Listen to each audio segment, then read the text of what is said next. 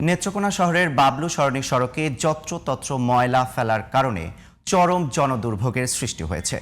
ময়লার দুর্গন্ধে প্রতিদিনই অতিষ্ঠ হচ্ছেন পাশে থাকা সাতপাই স্কুলের শিক্ষক ও শিক্ষার্থীরা।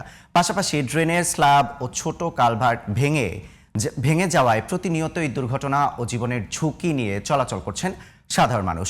দ্রুতই এ সড়ক ঠিক করার দাবি জানিয়েছেন স্থানীয়রা। নেত্রকোনা থেকে গোলাম কিবরিয়া রিপোর্ট, জানাচ্ছেন সোহেল আহমদ।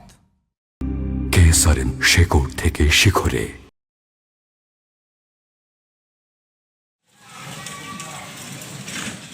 নেত্রকোনা শহরের পৌরসভার আওতাধীন বাবলু সরণি সড়ক দিয়ে প্রতিদিন চলাচল করে সাতপাই সরকারি প্রাথমিক বিদ্যালয়ের কয়েকশো শিক্ষার্থী। প্রতিদিন এখানে ময়লা আবর্জনা ফেলায় দুর্গন্ধে চলাচলের অযোগ্য হয়ে পড়েছে সড়কটি। স্থানীয়দের অভিযোগ, দীর্ঘদিন ধরে রাস্তার পাশে ময়লা ফেলে রাখা হলেও তা অপসারণে নেওয়া হয়নি কার্যকর উদ্যোগ।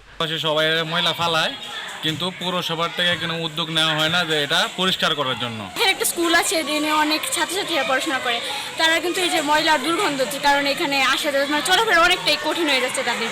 ছোট ছোট বাচ্চারা লেখাপড়া করে, দুর্গন্ধে ঘরেরও কষ্ট হইতেছে। আমার বাসা আমি কয়দিন পুরো করে অসুস্থ হইতেছি। সংশ্লিষ্ট কর্তৃপক্ষের আমি এটার আশু সমাধান আমি আশা করছি। এ ব্যাপারে প্রয়োজনীয় ব্যবস্থা নেওয়া হবে বলে জানান নেত্রকোনার পৌর প্রশাসক।